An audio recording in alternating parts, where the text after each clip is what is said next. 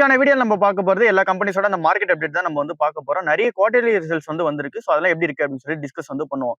ஃபர்ஸ்டா இன்னைக்கான market open ஆன உடனே ஏஞ்சல் ஒன் ஷேர் வந்து 8% மார்க்கெட்ல வந்து ஏறி இருக்கு. ஏன் 8% ஏறி இருக்கு அப்படின்னா நல்ல ஒரு Q3 ரிசல்ட்ஸ் இங்க ஏஞ்சல் ஒன் கம்பெனியால ப்ரொவைட் பண்ணப்பட்டுச்சு. ஸோ அந்த ஒரு ரீசனால 8% மார்க்கெட்ல ஏத்திருக்காங்க ஏஞ்சல் ஒன் ஷேரை பொறுத்தளவுல. ₹2725 இப்ப ட்ரேட் ஆயிட்டு இருக்கு. இது மார்க்கெட் ஓப்பன் ஆன உடனே நான் ரெக்கார்ட் பண்ணிட்டு இருக்கேன். ஸோ இந்த டைம்ல ₹2725 ட்ரேட் ஆயிட்டு இருக்கு. 8% ஏறி இருக்கு. நெட் ப்ராஃபிட் 27% குவார்டர் ஆன் குவார்டர்ல வந்து இன்க்ரீஸ் பண்ணிருக்காங்க. ₹285 கோடி நெட் ப்ராஃபிட் வந்து பண்ணிருக்காங்க. ரெவன்யூ 11% குவார்டர் ஆன் குவார்டர்ல இன்க்ரீஸ் பண்ணிருக்காங்க. ₹1330 கோடி மேல ரெவன்யூ வந்து பண்ணிருக்காங்க. இந்த அளவுக்கான ரெவன்யூ மேக் பண்றதுக்கு பின்னாடி இருக்க ரீசன் வந்து அதிகமான ட்ரேடிங் வால்யூம் வந்து இருக்கு. அண்ட் தென் பிசினஸ் ஆக்டிவிட்டி சூப்பரா வந்து இருக்கு. ஸோ அதனால தான் இந்த ரெவன்யூ வந்து ஏறி இருக்கு. எபிட்டாவை பொறுத்தவரை 25% குவார்டர் ஆன் குவார்டர்ல வந்து இன்க்ரீஸ் பண்ணிருக்காங்க. எபிட்டா மார்ஜின் 34.9%ல இருந்து 39% மேல ஏத்திருக்காங்க. ஸோ எபிட்டா மார்ஜின் சூப்பரா வந்து இருக்கு. இங்க எல்லா இடத்துலயும் காஸ்ட் வந்து கண்ட்ரோல் பண்ணிருக்காங்கன்றது நல்லா தெரியுது. இன்டர்ம் டிவிடெண்ட் வந்து ₹23 வந்து தர போறாங்க. இதுக்கான ரெக்கார்ட் டேட்டா வந்து ஜனவரி 21 வந்து வச்சிருக்காங்க. அண்ட் தென் இந்த கம்பெனியோட ஸ்டாக் ஸ்பிளிட் வந்து நடக்க போகுது. 1:10 மாதிரியான ஸ்டாக் ஸ்பிளிட் வந்து நடக்க போறதா சொல்றாங்க. ஸோ அப்படின்னா இப்போ ₹2700 ட்ரேட் ஆயிட்டு இருக்குது. இங்க வந்து ஷேர்ஸ் வந்து ஸ்பிளிட் ஆகி ஒரு ₹200 ₹300 வந்து ட்ரேட் ஆக ஆரம்பிக்கும். இப்போ இருக்க பிரைஸ் அப்படியே இங்க ஸ்டாக் ஸ்பிளிட் நடந்துச்சு அப்படின்னும் போது. பட் இதுக்கான எக்ஸாக்ட் டேட் வந்து இன்னும் வெளியே வரல. பட் ஆனா இந்த கம்பெனி ஸ்டாக் ஸ்பிளிட் வந்து பண்ண போறாங்க. எதுக்காக அப்படின்னா இங்க ரீட்டைல் இன்வெஸ்டரோட பார்ட்டிசிபேஷன் இன்க்ரீஸ் பண்றதுக்காக இந்த ஸ்டாக் ஸ்பிளிட் வந்து பண்றாங்க. இவங்களோட கிளைண்ட் பேஸ் வந்து இப்போ கொஞ்சம் ஏறி இருக்கு. 3.57 கோடி வந்து பாத்தீங்கன்னா இப்போ அவங்களோட கிளைண்ட் பேஸா வந்து இருக்கு. இந்தியாவோட டிமேட் அக்கௌண்ட் மார்க்கெட் ஷேர்ல இவங்களுக்கு 16.5% இப்போ மார்க்கெட் ஷேர் வந்து இருக்கு. ஸோ ஒரு நல்ல பிசினஸ் அப்டேட்டா வந்து இருக்கு. இந்த கம்பெனியோட வெல்த் ஏவிஎமும் வந்து இன்க்ரீஸ் ஆயிருக்கு. 34% குவார்டர் ஆன் குவார்டர் வந்து இன்க்ரீஸ் ஆயிருக்கு. கிரெடிட் டிஸ்பர்ஸ்மெண்ட்டும் சூப்பரா வந்து இருக்கு. 56% குவார்டர் ஆன் குவார்டர் வந்து இன்க்ரீஸ் ஆயிருக்கு. ஸோ எல்லா வயசுலயுமே இந்த கம்பெனியோட பிசினஸ் செக்மெண்ட் சூப்பராவே வந்து இருக்கு. பட் ஆனா இந்த ஸ்டாக்கை இந்த டைம்ல வந்து கன்சிடர் பண்ண முடியாது. ₹1200 ₹1300 இருக்கும்போது வந்து கன்சிடர் பண்ற ஸ்டேஜா வந்து இருந்துச்சு. இப்போ ஓவர் பிரைஸ்டா வந்து இருக்கு.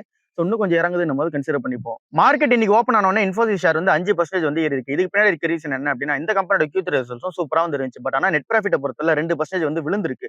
ஆனாலுமே இந்த கம்பெனியோட பெர்ஃபார்மன்ஸ் சூப்பரா இருக்கு அப்படின்னு சொல்லிட்டு மார்க்கெட்ல ஏத்திருக்காங்க. ஆக்சுவலா இந்த கம்பெனியோட Q3 ரிசல்ட்ஸ் எப்படி இருக்குன்னு சொல்லி செக் பண்ணுவோம். நெட் ப்ராஃபிட் வந்து 2.2% இயர் வந்து செக் பண்ணி பார்க்கும்போது விழுந்திருக்கு. ₹6600 கோடி தான் நெட் ப்ராஃபிட் வந்து பண்ணிருக்காங்க. ரெவன்யூ பொறுத்தளவுல இங்க 8.9% இயர் வந்து இன்க்ரீஸ் ஆயிருக்கு. ₹45,000 கோடி ரெவன்யூ வந்து மேக் பண்ணிருக்காங்க. ஏன் இந்த கம்பெனி உள்ள ரெவன்யூ மேக் பண்ணாலும் இங்க ப்ராஃபிட் வந்து அடி வாங்கியிருக்கு அப்படின்னா இந்த கம்பெனியுமே இங்க அந்த நியூ லேபர் லா கொடுக்காக இங்க ஒன் டைம் காஸ்டா வந்து தனியா எடுத்து ஒதுக்கி வச்சிருக்காங்க. அந்த ஒரு அமௌண்ட் வந்து ஒரு ₹1200 கோடி வந்து இருக்கு. ஸோ அதனாலதான் இந்த நெட் ப்ராஃபிட் வந்து விழுந்திருக்கதா சொல்றாங்க. அதுவுமே ஆக்சுவலா இந்த கம்பெனி பிசினஸ் பெர்ஃபார்மன்ஸ் வந்து வீக்கா இருக்குன்றதுனால கிடையாது. அவங்களோட அக்கௌண்டிங்ல வந்து தனியா எடுத்து வச்சிருக்காங்க. இந்த one time new labour law கொடுக்காக. ஆப்பரேட்டிங் மார்ஜினா பார்க்கும்போது 18.9% தான் வந்து இருக்கு. இது கொஞ்சம் ஸ்லைட்டா வந்து விழுந்திருக்கதா சொல்றாங்க. குவார்டர் ஆன் குவார்டர் பேசிஸ்லயும் இயர் ஆன் இயர் பேசிஸ்லயும் வந்து விழுந்திருக்கதா சொல்றாங்க. மார்ஜின்ஸ் விழுந்திருக்கு அப்படின்னா இந்த கம்பெனியால காஸ்ட் பிரஷர் வந்து கண்ட்ரோல் பண்ண முடியல. பிரஷர் வந்து இங்க இன்க்ரீஸ் ஆயிருக்கிறதா தான் அர்த்தமா இருக்கு. அண்ட் தென் இந்த கம்பெனியோட பிசினஸ் வைஸ் வரும்போது இங்க ஃபியூச்சர் பிசினஸா பார்க்கும்போது டீல்ஸ் நல்லா சூப்பரா ஜெயிச்சிருக்காங்க. Large deal total contract value பார்க்கும்போது $4.8 பில்லியன் இந்த லார்ஜ் டீல் வந்து ஜெயிச்சு வச்சிருக்காங்க. இந்த $4.8 பில்லியன் இவங்க ஜெயிச்சிருக்கிறது இருக்கிறதுல ஹையஸ்டா வந்து இப்போ வந்திருக்க ரீசன்ட் குவார்டர்ஸ் விட இருக்கிறதுல ஹையஸ்டா வந்து டோட்டல் இந்த டீல் வந்து ஜெயிச்சிருக்குது இப்பதான் அப்படின்ற மாதிரி வந்து சொல்லியிருக்காங்க. இந்த ஒரு $4.8 பில்லியன் நியூ டீல்ல வந்து இங்க 57% ஆஃப் டீல்ஸ் வந்து புது டீல்ஸா தான் வந்திருக்கு. அதாவது ஃப்ரெஷ் கிளைண்ட்ஸ் வந்து புதுசா ஆட் பண்ணிருக்காங்க. And then AI let projects வந்து அதிகமா வந்து இருக்கு. இதுவுமே இந்த கம்பெனிக்கு ஒரு பிளஸ் பாயிண்டா தான் இருக்கு. பினான்சியல் 2026 கைடன்ஸ் வந்து கொஞ்சம் இம்ப்ரூவ்மெண்ட் வந்து பண்ணிருக்காங்க. 3ல இருந்து 3.5% வந்து பினான்சியல் 2026 கைடன்ஸ் ஃபியூச்சர் growth வந்து இருக்கும் அப்படின்ற மாதிரி வந்து எக்ஸ்பெக்டேஷன் வச்சிருக்காங்க. இந்த கம்பெனியோட ஃபியூச்சர் கைடன்ஸ் வந்து கொஞ்சம் அப்கிரேட் வந்து பண்ணிருக்காங்க. 2ல இருந்து 3% தான் ஃபியூச்சர் கைடன்ஸ் வந்து அங்க வச்சிருந்தது. பட் ஆனா இப்போ அப்கிரேட் பண்ணிருக்கிறது 3ல இருந்து 3.5% வந்து வச்சிருக்காங்க. ஸோ ஃபியூச்சர்ல இந்த அளவுக்கான growthல போகும் அப்படின்ற அந்த ஒரு கைடன்ஸ்க்காக வச்சிருக்க ரீசனால இங்க மார்க்கெட்ல இந்த ஷேர் வந்து ஏத்திருக்காங்க. எம்ப்ளாயிஸை பொறுத்தவரை இங்க 5000 எம்ப்ளாயிஸ் வந்து புதுசா ஆட் பண்ணிருக்காங்க. பட் ஆனாலும் அட்ரிஷன் ரேட் வந்து பொறுத்தவரை இங்க விழுந்திருக்கு. இந்த கம்பெனி இந்த டைம்ல வந்து கன்சிடர் பண்ண முடியாது. இப்போதைக்கு இது ஓவர் பிரைஸா தான் வந்து இருக்கு. ஐடி கம்பெனிஸோட Q3 ரிசல்ட்ஸ் எல்லாமே வீக்கா இருக்கிறத நம்ம பார்த்துட்டு இருக்கோம். நெட் ப்ராஃபிட் எல்லாமே விழுந்துட்டு இருக்கு. அதுக்கு பின்னாடி இருக்க ரீசன் வந்து புதுசா வந்திருக்கு இந்த ஒன் டைம் லேபர் லா கூட தான் வந்து இருக்கு அப்படின்றத நம்ம வந்து சொல்லியிருக்கோம். சோ அது என்ன ஏதுன்னு சொல்லிட்டு டீடைலா வந்து பார்ப்போம். இங்க நம்மளோட இந்தியன் கவர்மெண்ட் வந்து இங்க 29 பழைய லேபர் லா கோட்ஸ் வந்து அதை எல்லாமே கம்பைன் பண்ணி இப்போ புதுசா 4 புது லேபர் லா கோட்ஸ் வந்து இன்ட்ரடியூஸ் பண்ணிருக்காங்க. அந்த 4 புது லேபர் லா கோட்ஸ்ல ஒரு கோட் வந்து பாத்தீங்க அப்படின்னா இங்க சேலரி பிளஸ் டிஏவோட சேர்ந்து வர அந்த ஒரு இன்சென்டிவ்ஸ் எல்லாமே வந்து பார்க்கும்போது நீங்க எல்லாருமே எம்ப்ளாயிஸ்க்கு அதிகமா தரணும் அப்படின்னு சொல்லிட்டு சொல்லியிருந்தாங்க. அதுக்கான இமீடியட் எஃபெக்டா வந்து பார்க்கும்போது டிசம்பர் மாசத்துல இருந்தே நீங்க வந்து ஸ்டார்ட் பண்ணணும்னு சொல்லியிருக்காங்க. அப்ப டிசம்பர் மாதத்துல ஸ்டார்ட் பண்ணணும் அப்படின்னா இங்க Q3 ரிசல்ட்ஸோட அந்த என் பீரியட் வந்து இங்க டிசம்பர் மந்த் வந்திருக்கு. ஸோ அதனால இங்க ஐடி கம்பெனிஸ் எல்லாருமே அந்த ஒரு அமௌண்ட்டை தனியாக எடுத்து வைக்க வேண்டியதா இருக்கு. ஸோ இமீடியட் எஃபெக்டா இங்க டிசம்பர் மாசமே சொன்னதுனால இங்க தனியாக ஒரு அமௌண்ட் எடுத்து வைக்க வேண்டியதா இருக்கு. ஸோ அது என்ன புது சேஞ்ச் அப்படின்னு சொல்லி பார்க்கும்போது இங்க சேலரி பிளஸ் டிஏ அதாவது டிஎன்என்ஸ் அலோவன்ஸ் சொல்லுவாங்க. அந்த டிஎன்என்ஸ் அலோவன்ஸ் சொல்ல இங்க PF gratuity pay and then leave encashment மாதிரி சொல்லிட்டு நிறைய பெனிஃபிட்ஸ் வந்து இங்க சேலரி கூட சேர்ந்து வரும். ஸோ அது வந்து 25ல இருந்து 40% தான் இதுக்கு முன்னாடி வந்து வச்சிருந்தாங்க. அதாவது சேலரி பிளஸ் டிஏவோட சேர்ந்து 25ல இருந்து 45% தான் முன்னாடி வச்சிருந்தது. பட் ஆனா இப்போ கவர்மெண்ட் சொல்லியிருக்கப்படி பார்த்தோம் அப்படின்னா இங்க பேசிக் சேலரி கூட பிளஸ் அங்க டிஎன்என்ஸ் அலோவன்ஸ் சேர்த்து 50% மினிமம் வந்து இருக்கணும். அதுக்கு கீழே வந்து போகக்கூடாதுன்னு சொல்லியிருக்காங்க. ஸோ இது எல்லாமே வந்து அவங்களோட ஃபியூச்சர், அதாவது எங்க எம்ப்ளாயிஸோட அந்த ஃபியூச்சர் பொறுத்தளவுல அவங்களோட ரிட்டயர்மென்ட் டைம் இருக்குல்ல, ஸோ அந்த டைம்ல அதிகமான அமௌண்ட்டுக்காக ஃபோக்கஸ் பண்ணி கவர்மெண்ட் இந்த ஒரு ரூல் வந்து போட்டிருக்காங்க. ஸோ இது கம்பெனிஸ் வந்து அதிகமான கேஷ் வந்து எடுத்து தனியா குடுக்க வேண்டியதா இருக்கும். ஏன் அப்படின்னா, எங்க பேசிக் சேலரியோட எங்க டிஎன்என் அலவன்ஸ சேர்த்து 25% வந்து ஸ்பெண்ட் பண்ண இந்த கம்பெனிஸ் எல்லாமே இப்ப மினிமமா 50% கம்பல்சரி ஸ்பெண்ட் பண்ணி ஆகணும்னு சொல்லியிருக்காங்க. அண்ட் தென் கிராட்யுட்டி பேய பொறுத்தளவுல இதுக்கு முன்னாடி இருக்க ஃபிக்ஸட் டெர்ம் எம்ப்ளாயிஸ்க்குலாம் அதிகமா வந்து தர மாட்டாங்க. பெர்மனன்ட் எம்ப்ளாயிஸ்க்கு தான் வந்து இந்த கிராட்யுட்டி பேன்றத தருவாங்க. பட் ஆனா இப்ப ஃபிக்ஸட் டைம் எம்ப்ளாயிஸ்க்கு மினிமம் 1 இயர் ஒரு கம்பெனில ஒருத்தவங்க ஒர்க் பண்ணியிருக்காங்க அப்படின்னா, அவங்களுக்கும் கிராட்யுட்டி பே தரணும்னு சொல்லியிருக்காங்க. ஸோ இது எல்லாமே இந்த கம்பெனிஸ்க்கு காஸ்ட் பிரஷர் வந்து அதிகப்படுத்தி குடுக்குது. அதனால தான் இந்த அமௌண்ட் தனியா எடுத்து ஒதுக்கி வச்சிருக்காங்க. ஸோ இது எல்லாமே எம்ப்ளாயிஸ்க்காக குடுக்க போறாங்க. ஸோ இதனால தான் வந்து இந்த ஒரு பிரச்சனை இருக்கு. நெட் ப்ராஃபிட் எல்லாமே வந்து விழுந்துகிட்டு இருக்கு. ஸோ இது வந்து ஃபியூச்சர் இயர்ஸ்ல பொறுத்தவரை கொஞ்சம் வந்து இது எல்லாமே மேனேஜ் பண்ணிடுவாங்க. பட் ஆனா இங்க ஷார்ட் டேர்ம்ல ஒரு இம்பாக்ட் வந்து இருக்கு. இந்த ஒரு லேபர் கோடுக்காக எல்லா ஐடி கம்பெனிஸுமே தனியா எடுத்து காசு வச்சுட்டு இருக்காங்க. இது மேஜரான ஐடி கம்பெனிஸ் எல்லாமே பண்றதுதான். டிசிஎஸ் கம்பெனி வந்து 2,200 கோடி ரூபாய் தனியா எடுத்து வச்சிருக்காங்க. இந்த ஒரு லேபர் லா கோடுக்காக. அண்ட் தென் இங்க இன்ஃபோசிஸ் கம்பெனி 1,200 கோடி ரூபாய், எச்எல் டெக் கம்பெனி 950 கோடி ரூபாய். இன்னைக்கான நாள்ல விப்ரோட ரிசல்ட்ஸ் வந்து வரப்போகுது. அதை நம்ம நாளைக்கு டிஸ்கஸ் பண்ணுவோம். அவங்க எவ்வளவு அமௌண்ட் எடுத்து தனியா ஒதுக்கி வச்சிருக்காங்க, அவங்களோட நெட் ப்ராஃபிட்ல இது எப்படி இந்த மார்ஜின் வந்து எக்ஸ்கியூஸ் பண்ணுது அப்படின்னு சொல்லிட்டு நம்ம வெயிட் பண்ணி பார்ப்போம். சிப்லா கம்பெனி வந்து இன்னைக்கான மார்க்கெட்ல ஃபோக்கஸ் பண்ண வேண்டிய ஒரு ஸ்டாக்கா வந்து இருக்கு. இன்னைக்கான மார்க்கெட்ல அதை இறக்கிறதுக்கான சான்சஸ் வந்து இருக்கு. என்ன ரீசனால் அப்படின்னா, லாண்ட்ரியோடேட் அப்படின்ற ஒரு இன்ஜெக்ஷன் வந்து இந்த கம்பெனி வந்து ப்ரொவைட் பண்ணிட்டு இருக்காங்க. இது ஃபுல்லாவே லங் டிசீஸ்க்காக யூஸ் பண்ற ஒரு ட்ரக்கா வந்து இருக்கு. லங் கேன்சருக்காகலாம் யூஸ் பண்ணுவாங்க இந்த ஒரு இன்ஜெக்ஷனை பொறுத்தளவுல. இந்த இன்ஜெக்ஷன் வந்து சிப்லா கம்பெனிக்கு ஒரு நல்ல ஒரு ரெவன்யூ மேக்கிங் ஒரு இன்ஜெக்ஷனா வந்து இருக்கு. இது யூஎஸ் மார்க்கெட்லயும் இவங்க வந்து கொடுத்துட்டு இருக்காங்க. இந்த ஒரு இன்ஜெக்ஷன் தயாரிக்கணும் அப்படின்னா அதுக்கான கீ சப்ளையர் வந்து ஒரு கம்பெனி இருக்கு. அது வந்து ஃபார்மத்தன்ன்ற ஒரு கம்பெனி வந்து இருக்கு. ஸோ அந்த கம்பெனில இங்க வார்னிங் லெட்டர் வந்து இஷ்யூ பண்ணியிருந்தாங்க. ஸோ அந்த ஒரு கம்பெனி வார்னிங் லெட்டர் ஃபேஸ் பண்ண ஒரு ரீசனால அந்த கம்பெனி வந்து ப்ரொடக்ஷன் வந்து ஸ்டாப் பண்ண போறாங்க. ஸோ ஒரு கொஞ்ச நாளைக்கு வந்து ஸ்டாப் பண்ணி வச்சிருப்பாங்க. ஸோ அந்த ஒரு ரீசனால இங்க சிப்லா கம்பெனியோட கீ சப்ளையரா இருக்க அந்த கம்பெனி கிட்ட இருந்து அந்த லியனர்டேன்ற இன்ஜெக்ஷன் தயாரிக்கிறதுக்கான அந்த ஒரு சப்ளை வந்து வராது. ஸோ இது வந்து நெக்ஸ்ட் ஒரு 2 குவார்டர்ஸ் வந்து அஃபெக்ட் ஆகும் அப்படின்ற மாதிரி வந்து சொல்லியிருக்காங்க. ஃபினான்ஷியலா 2027 ஃபர்ஸ்ட் ஹாஃப்ல தான் திரும்ப வந்து அந்த சப்ளை வந்து வரும் அப்படின்ற மாதிரி வந்து எக்ஸ்பெக்டேஷன்ஸ் வந்து இருக்கு. இந்த ஒரு ரீசனால இந்த ஒரு லங் டிசீஸ்க்கான அந்த ஒரு ட்ரீட்மெண்ட் ட்ரக் இருக்குல்ல, ஸோ அது எல்லாமே உங்களால மார்க்கெட் வந்து விற்க முடியாது. யூஎஸ் மார்க்கெட்ல உங்களால விற்க முடியாது. இருக்கிற அந்த ஒரு மினிமம் ட்ரக்ஸ் இருக்குல்ல, அதை தான் வந்து இவங்க வித்தாகணும். புது ட்ரக்ஸ் எதுவுமே வராத ரீசனால இந்த கம்பெனிக்கு ரெவன்யூ வந்து ஷார்ட் டேர்ம்ல இம்பாக்ட் ஆகும்னு சொல்றாங்க. அது என்னவோ உண்மைதான். ரெவன்யூ ஷார்ட் டேர்ம்ல இம்பாக்ட் ஆகுதுக்கான சான்சஸ் ஹெவியா வந்து இருக்கு இந்த ஒரு ட்ரக் வராத ரீசனால. சிப்லா கம்பெனிக்கு இது ஒரு நெகட்டிவ் நியூஸா இருக்கு. ஜைடஸ் லைஃப் சயின்சஸ் பொறுத்தல அதுக்கு ஒரு பாசிட்டிவ் நியூஸ் வந்து வந்திருக்கு. யூஎஸ் எஃப்டிஏ வந்து ஒரு அப்ரூவல் வந்து கொடுத்துட்டாங்க. எந்த ட்ரக்காக அப்படின்னா எல்ட்ரோம்போ பேக்ன்ற டேப்லெட்ஸ்க்கு வந்து இங்க அப்ரூவல் வந்து கொடுத்துட்டாங்க. இந்த ட்ரக் எதுக்காக யூஸ் பண்ற வேண்டியதா இருக்கு அப்படின்னா, லோ பிளேட்டட் கண்டிஷன்ஸ் இருக்க எல்லாருமே வந்து யூஸ் பண்ண வேண்டிய ஒரு ட்ரக்கா வந்து இருக்கு. லோ பிளேட்டட் கண்டிஷன்ஸ் அப்படின்னா என்னன்னு சொல்லி பார்க்கும்போது, இங்க நமக்கு என்ன டிசீஸ் வந்தாலுமே சரி, அது எல்லாத்தையுமே இங்க திரும்ப போராடுறதுக்கு நம்மளோட இம்யூன் சிஸ்டம் வந்து இங்க ஒர்க் பண்ணி ஆகணும். ஃபார் எக்ஸாம்பிள் நமக்கு வந்து ஒரு வெட்டுக்காயம் ஏற்படுது அப்படின்னா, அந்த டைம்ல நமக்கு வந்து பிளட் வர ஆரம்பிக்கும். அந்த ஒரு பிளட் இங்க ஸ்டாப் பண்றதுக்காக இந்த இம்யூன் சிஸ்டம் வந்து நம்மளுக்கு ஒர்க் பண்ண ஆரம்பிக்கும். அந்த ஒரு இம்யூன் சிஸ்டம் ஒருவேளை லேட்டா ஒர்க் பண்ணுது அண்ட் தென் அந்த இம்யூன் சிஸ்டம் வந்து வீக்கா இருக்கு அப்படின்னும் போது இங்க பிளட் வந்து இங்க லீக் ஆகுறத ஸ்டாப் பண்ணவே பண்ணாது. ஸோ அந்த மாதிரியான டிசீஸ் எல்லாத்துக்கும் இந்த ஒரு ட்ரக்கா தான் இது வந்து இருக்கு. ஸோ இது வந்து நான் ஒரு வெட்டுக்காயத்தை வச்சு ஒரு சிம்பிள் எக்ஸாம்பிளா சொன்னேன். இது இதுக்குன்னு மட்டும் கிடையாது. அண்ட் தென் இங்க இருக்கிற அந்த மலேரியா மாதிரியான டிசீஸ் கூட வந்து இது யூஸ் பண்ணுவாங்க. HIV மாதிரி டிசீஸ்க்கு வந்து இது யூஸ் பண்ணுவாங்க. ஸோ இந்த டிசீஸ் எல்லாம் வரவங்களுக்கு இங்க சிகப்பு கலர்ல இங்க பிக்மெண்டேஷன் மாதிரி இங்க முதுகுல அண்ட் தென் கை கால்ல எல்லாம் வந்து வர ஆரம்பிக்கும். லைக் வந்து ரேஷஸ் மாதிரி வர ஆரம்பிக்கும். ஸோ அதுவுமே இந்த லோ பிளேட்லெட்ஸ்ன்ற கண்டிஷன்ஸ் இருக்க ரீசனால தான். ஸோ அதுக்கான ட்ரக்கா ஜைடஸ் வந்து லான்ச் பண்ணிருக்காங்க. ஸோ இது வந்து ஃப்ரெஷ் மார்க்கெட் யூஎஸ் வந்து என்டர் பண்ண போறாங்க. அங்கிருந்து அதிகமான ரெவன்யூ வந்து வரதுக்கான சான்சஸ் வந்து இருக்கு. பயோகான் வந்து இங்க 4,150 கோடி ரூபாய்க்கான QIP வந்து போட்டிருக்காங்க. ஸோ இந்த ஒரு ஃபண்ட் ரைஸ் எதுக்காக அப்படின்னா, இந்த கம்பெனியோட ஏற்கனவே இருக்க கடன் வந்து ரீபே பண்றதுக்காகவும், வியாட்ரிஸ் ஸ்டேக்கை வந்து இங்க பயோகான் பயோலாஜிக்ஸ்ல வந்து வாங்க போறாங்கன்னு சொல்லியிருந்தாங்களா. ஸோ இது எல்லாத்துக்காகவும் தான் இந்த 4,100 கோடி ரூபாய் வந்து வாங்க போறாங்க. ஸோ இது வந்து பயோகான்ல ஒரு அப்டேட்டா இருக்கு. ஸோ இந்த மாதிரி 3 மேஜர் ஃபார்மா கம்பெனிஸ்மே ஒரு அப்டேட்டா இக்கு.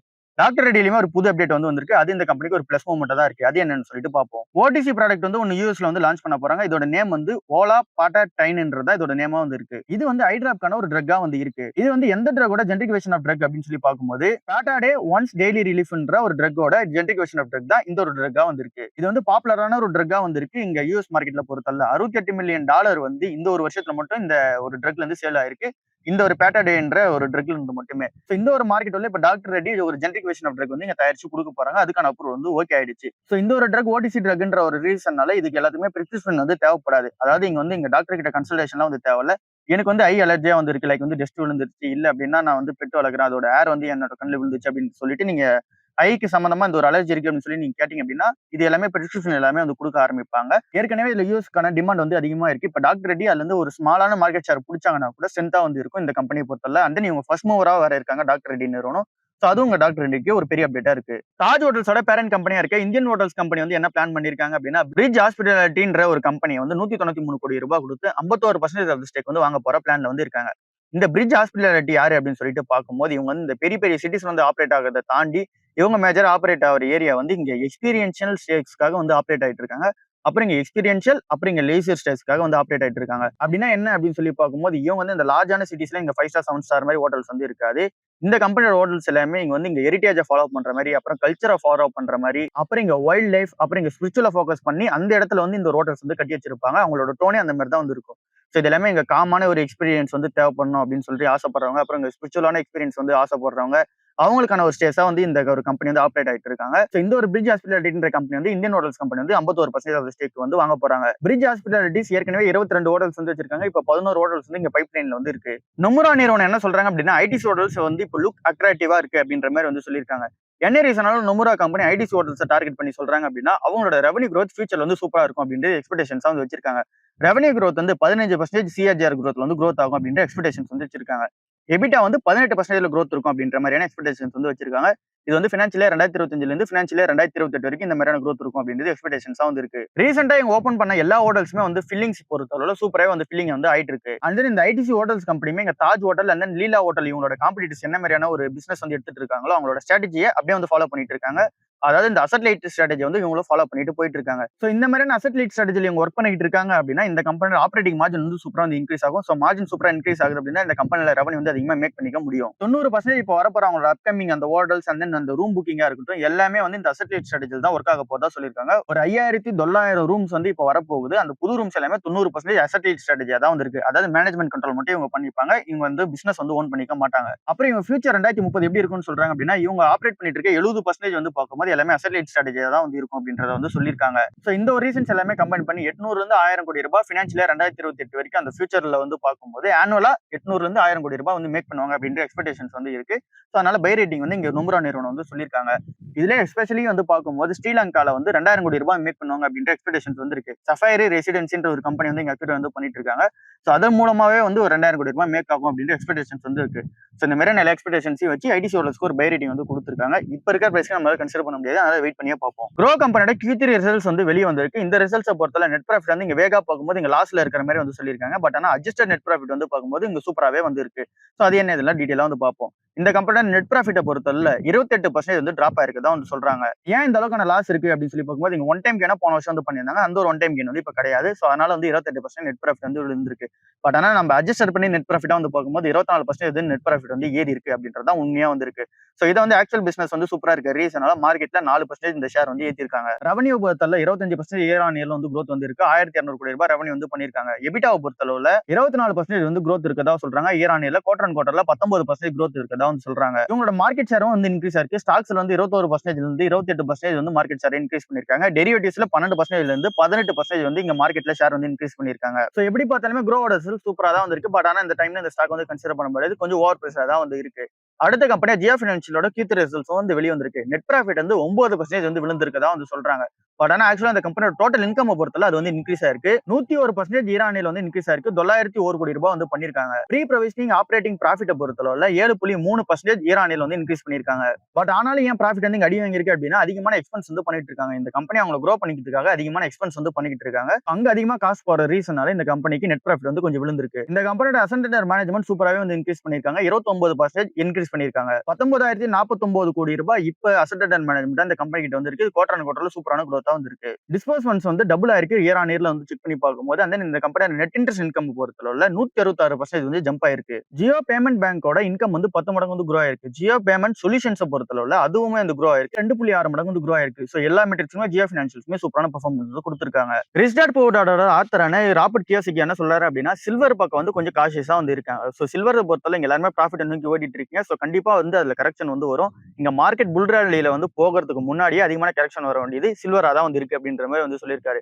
சோ அவர் என்ன சொல்றாரு அப்படின்னா சில்வரோட பிரைஸ் கண்டிப்பா வந்து ஏறும். $100 per ounce வந்து போகும். பட் ஆனா அதுக்கான டைம் லிமிட் வந்து இப்ப கிடையாது. கொஞ்சம் நாளுக்கு அப்புறம் தான் போகும். ஒருவேளை போச்சு அப்படின்னா கூட இங்க கிராஷ் ஆகுதுக்கான சான்சஸ் ஹெவியா வந்து இருக்கதா சொல்றாரு. சோ இவர் ஒரு கோட்டையை வந்து பாத்தீங்க அப்படின்னா சொல்லியிருக்காரு pig gets fat hogs get slaughtered அப்படின்ற ஒரு கோட்டை வந்து சொல்லியிருக்காரு. சோ இது என்ன அப்படின்னா இங்க பேராசை பெருநஷ்டம்ன்றது தான் இந்த ஒரு கோட்டோட அர்த்தமா வந்து இருக்கு. ஸோ சில்வர்ல ஏற்கனவே வந்து இங்க அதிகமான ரேலி வந்து அடிச்சு ஸோ அதனால பேராசப்பட்டு திரும்ப அந்த பக்கம் போனீங்க அப்படின்னா பெரிய கரெக்ஷன் வந்து இருக்கும் அப்படின்ற மாதிரி வந்து சொல்லியிருக்காரு. ஸோ இவர் சில்வர் சைட்ல இருந்து இப்போ என்ன சொல்றாரு அப்படின்னா சில்வர்ல உங்களோட பொசிஷன் வந்து கோல்டுக்கு வந்து மூவ் பண்ணீங்க அப்படின்ற மாதிரி ராபர்ட் கியோசாகி வந்து சொல்லியிருக்காரு. ஸோ நம்மளோட ஸ்டாண்டர்டை பொறுத்தவரை இங்க கோல்டு அண்ட் சில்வரை பொறுத்தவரை கோல்டு தான் நம்மளோட ஸ்டாண்டர்ட் வந்து இருந்துகிட்டு இருக்கு. இங்க ராபர்ட் கேசிக்கே என்ன சொல்றாரு அப்படின்னா, சில்வர்ல இருந்து உங்களோட இன்வெஸ்ட்மெண்ட் கோல்டுக்கு வந்து லைட்டா ஷிஃப்ட் பண்ணிக்கங்க. இங்க கோல்டோட கரெக்ஷனும் வந்து இருக்கும். ஆனா சில்வர் அளவுக்கு வாலட்டிலிட்டியா வந்து இருக்காது. ஸோ மார்க்கெட் பூம் ஆகிறதுக்கு முன்னாடி சில்வர் வந்து கரெக்ஷன் ஆகும் அப்படின்றத சொல்லியிருக்காரு. நேத்திக்கான நாளுமே பார்க்கும்போது சில்வர் வந்து 2% வந்து விழுந்திருக்கு. கோல்டுமே கொஞ்சம் கரெக்ஷன் வந்து நடந்திருக்கு. ஸோ பின்னாடி இருக்க ரீசன் வந்து பார்க்கும்போது இங்க டாலர் கொஞ்சம் ஸ்ட்ரென்த்தா இருக்கு. ஸோ அந்த ஒரு ரீசன் தான் கோல்டு சில்வரை கொஞ்சம் வந்து கரெக்ஷன் ஆயிருக்கு. ஸோ திரும்ப வந்து ஏற ஆரம்பிச்சோம் அப்படின்றது நல்லாவே தெரியுது. ஏன் அப்படின்னா போர் சூழல் இன்னும் கண்டினியூ ஆகிட்டு தான் இருக்கு. ஸோ இங்க போர் சூழல் கண்டினியூ ஆகிட்டு இருக்க வரைக்கும் அந்த டாலர் வந்து வீக் ஆகிட்டு இருக்க வரைக்கும் இங்க இந்த ப்ரீஷியஸ் மெட்டல்ஸோட ரேலி வந்து கண்டினியூ ஆகிட்டே தான் வந்திருக்கும். இன்னைக்கான நாள்ல இன்னும் நிறைய குவார்டர்லி ரிசல்ட்ஸ் வந்து வரப்போகுது. ரிலையன்ஸ் இண்டஸ்ட்ரீஸ் கம்பெனி, அப்புறம் இங்க விப்ரோ கம்பெனி, அப்புறம் டாடா டெக்னாலஜிஸ், அப்புறம் டெக் மஹேந்திரா, எல்என்டி ஃபினான்ஷியல் சர்வீசஸ், அப்புறம் ஃபெடரல் பேங்க், இந்த மாதிரியான ரிசல்ட்ஸ் எல்லாமே இன்னைக்கு வரப்போகுது. ஸோ அது எல்லாமே வரட்டும். நாளைக்கான நாள்ல வந்து டிஸ்கஸ் பண்ணுவோம். இதுதான் இன்னைக்கான ஓவரால் மார்க்கெட் வீடியோவா வந்திருக்கு. அடுத்த வீடியோவில் சந்திப்போம். பாய். அண்ட் தென் 1, 2ன்ற மாதிரியே கன்சிடர் பண்ணிட்டு போவோம். இங்க இருக்க நிறைய ஸ்டாக்ஸ் வந்து கன்சிடர் பண்ண முடியாம ஆயிடுச்சு அப்படின்னா பிரைஸ் எல்லாமே ஏறிடுச்சு. ஸோ அதனால பார்த்து பொறுமையா வந்து கன்சிடர் பண்ணிட்டு போவோம். அண்ட் தென் இன்னைக்கு மாட்டு பொங்கலா இருக்கு. ஸோ எல்லாருக்கும் இனிய மாட்டு பொங்கல் நல்வாழ்த்துக்கள். ஸோ எல்லாரும் அந்த மாட்டு பொங்கலை நல்லா வந்து என்ஜாய் பண்ணிட்டு வாங்க. ஸோ அவ்வளவுதான் இன்னைக்கான வீடியோ. அடுத்த வீடியோவில் சந்திப்போம். பாய்.